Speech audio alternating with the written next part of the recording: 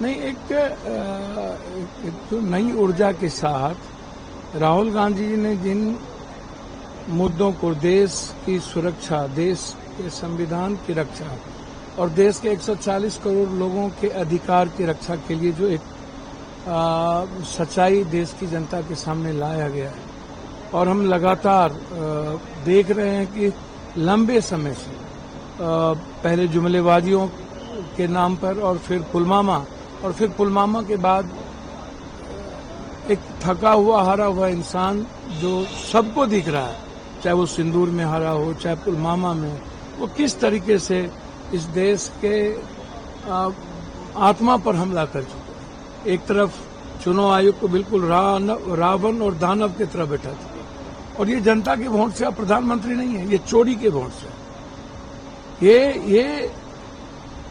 ये आम जनता के अधिकार को चुरा करके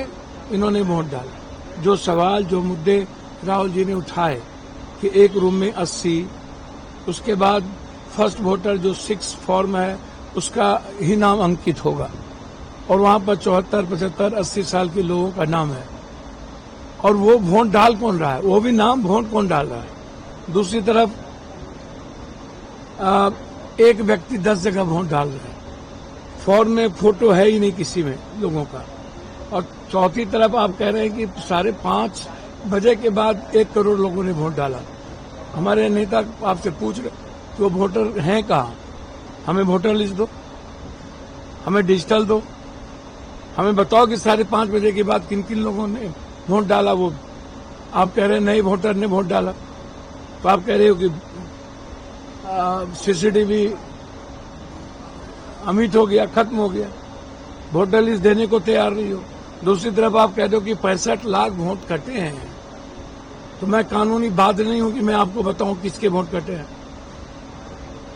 छठी तरफ आपको 1 सप्ताह के अंदर आपको नोटिस देना चाहिए था, 1 सप्ताह के अंदर आपको नोटिस देने की जरूरत थी कि आप नोटिस देते कि मैं क्यों नहीं आपके वोटर लिस्ट से आपका नाम हटाऊं, तो आप नोटिस नहीं दिए, आप डायरेक्ट वोटर लिस्ट से नाम काट दिए, पहले से आपका मन बना हुआ था। तो ये इतनी बड़ी डकैती, पहले चोरी, अब डकैती, और लगातार इस देश की जनता के अधिकार और उसके इमोशंस के साथ खिलवाड़ करना, तो पूरे देश के महागठबंधन की ताकत एक है और हम लोग इकट्ठे हैं। तो आदरणीय हमारे अध्यक्ष खड़गे साहब ने सारे पार्टियों का जो अटैचमेंट है, सेंटीमेंट है, जो देश के प्रति है, वो हमारी एकता प्रदर्शित करती है। भोजन के साथ में एक दूसरे के साथ इंटरेक्शन, विचारों का आदान प्रदान, हम किस रूप में एक ताकत के साथ लड़ेंगे। तो आज जिस तरीके से हम लोग, पूरा विपक्ष सड़क पर था, हमारे नेताओं के नेतृत्व में, महागठबंधन के नेताओं के नेतृत्व में सबकी गिरफ्तारी हुई, और फिर आज हम लोग यहाँ नए ऊर्जा के साथ, कल हमें लड़ना है, फिर 17 तारीख से हमारे नेता यात्रा पर निकल रहे हैं बिहार में। तो अब चुनाव आयोग ये समझ ले, डराने धमकाने का जुग गया, और नोटिस, चोर भी ईमानदार आदमी को नोटिस दे। ये तो राहुल गांधी से आप एक्सपेक्टेशन ही नहीं कीजिए कि आपसे डर जाए। आप जिस तरीके से चोरी में पकड़ा चुके हो, अब डकैती में भी आप पकड़ा चुके हो। तो इसलिए आज सभी नेता इकट्ठे थे, और पूरी ऊर्जा के साथ जब तक ये चोरी के वोट से बैठे हुए प्रधानमंत्री को नहीं उतारा जाएगा, तब तक महागठबंधन सर्कस पर लड़ाई लड़ेगी। किरण रिजिजू जी साहब हमारे मित्र हैं। चोर मचाए शोर, सूप बाजे तो बाजे, चलियों बाजे। एक तरफ चुनाव आयोग सैया भेल तो कोतवाल डर काएगा, और एक तरफ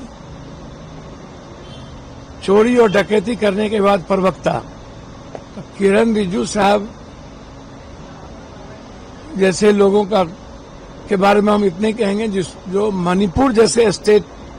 को जलते हुए छोड़ दे, जो नॉर्थ के बारे में चिंता न करे,